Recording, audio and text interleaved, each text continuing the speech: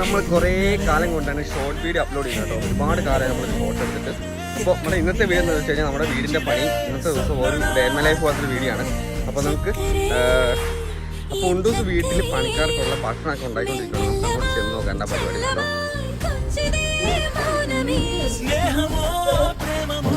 നല്ല പരിപാടിയാണല്ലോ.